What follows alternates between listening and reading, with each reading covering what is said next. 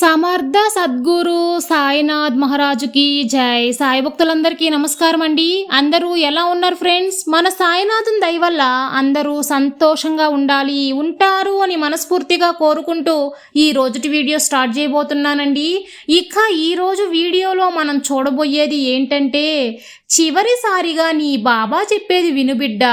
నువ్వు ఊహించని శుభవార్త వినబోతున్నావు. నీ బాబా చెప్పే మాటలు ఒక 2 నిమిషాలు వినుబిడ్డ అని చెప్పి బాబాగారు ఒక మంచి సందేశం తీసుకొచ్చారండి. అది ఏంటి, బాబాగారు ఆ సందేశం గురించి ఏం చెప్పబోతున్నారు అనేది మన సాయినాథుని మాటల్లోనే విన్నామా? బాబాగారు ఏం చెప్తున్నారంటే, ఈ రోజు నీకు ఒక వాక్కును అందించడానికి వచ్చానమ్మా. ఈ రోజు ఈ సాయి వాక్కును విను. జీవితాంతం ఆనందంగా ఉంటావు. ఎన్నో రోజులుగా నన్ను అడుగుతున్నది నీకు ఇవ్వబోతున్నాను బిడ్డ. ఇదిగో నా చెయ్యి పట్టుకో.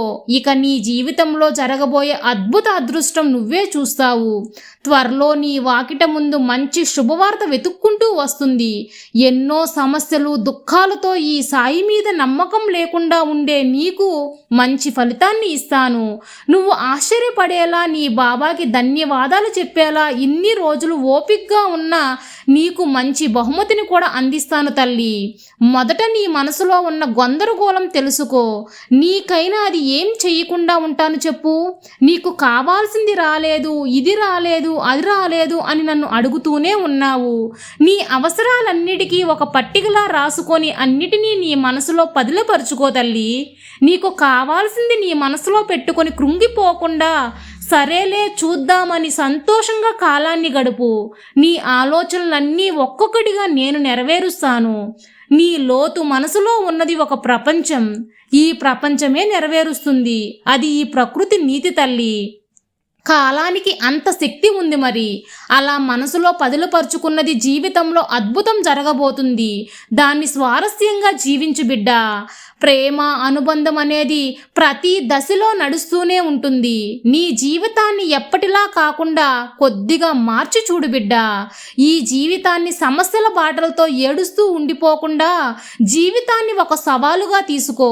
దానిని నువ్వు ఎదుర్కోవడానికి నువ్వు తయారుగా ఉండు. నీకు తగినంత శక్తిని నేను అందిస్తాను. జీవితం అనేది ఒక బహుమతి అమ్మా. దాన్ని జీవించాలి. అంతేకాని బాధపడుతూ ఉండడానికి కాదు నీకు జీవితాన్ని ఇవ్వలేదు బిడ్డ. దాన్ని నువ్వు సంతోషంగా జీవిస్తావనే జీవితాన్ని ఇచ్చింది. దాన్ని నువ్వు ఆనందంగా అనుభవించు. జీవితం ఒక సముద్రం తల్లి. దానిని నువ్వు ఈదాలి. జీవితం అనేది ఒక సాహసమైనది. అలా ఉండాలి తప్పితే జీవితాన్ని కష్టమైంది అని చెప్పి బాధపడుతూ ఉండకూడదు కదా. ఎదిరించి నిలబడాలి. జీవితం ఒక బాధ్యత. దాన్ని నేర్చుకోవాలి. నీకు ఏదైతే కావాలో దాన్ని సాధించే వరకు పోరాడాలి, ప్రయత్నించాలి. జీవితం ఒక ఆట. ఆ ఆటని ఆడు. జీవితం ఒక వినోదం. దాన్ని నువ్వు ఆస్వాదిస్తూ జీవించు. జీవితంలో ఒక ప్రేమ.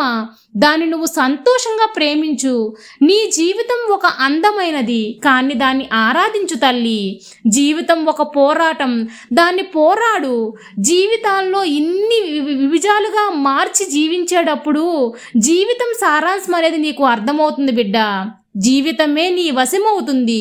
ఈ సాయి వాకులు వింటున్న నీకు, అర్థం చేసుకున్న నీకు మంచి భవిష్యత్తు ఉంటుంది. ఇదిగో ఇప్పుడు ఒక విషయం చెబుతాను. అది ఏంటి అంటే, అతి త్వరలో నీ జీవితం నీ వశం చేస్తాను బిడ్డ. నీ సమస్యలు, దుఃఖాలు అన్నిటినీ విసిరి పారేసాయి. జీవితాన్ని ఆనందమయంగా జీవించు బిడ్డ. మిగతావన్నీ నీ బాబాని నేను చూసుకుంటాను కదా. ఎందుకంటే నీ బాబా నీతోనే ఉన్నాను కాబట్టి. నీ సాయి తండ్రి ఎల్లవేళలా నీకు తోడుండగా నీకు భయమెందుకు బిడ్డ. సర్వే జన సుఖినో భవంతు. జై సాయిరాం.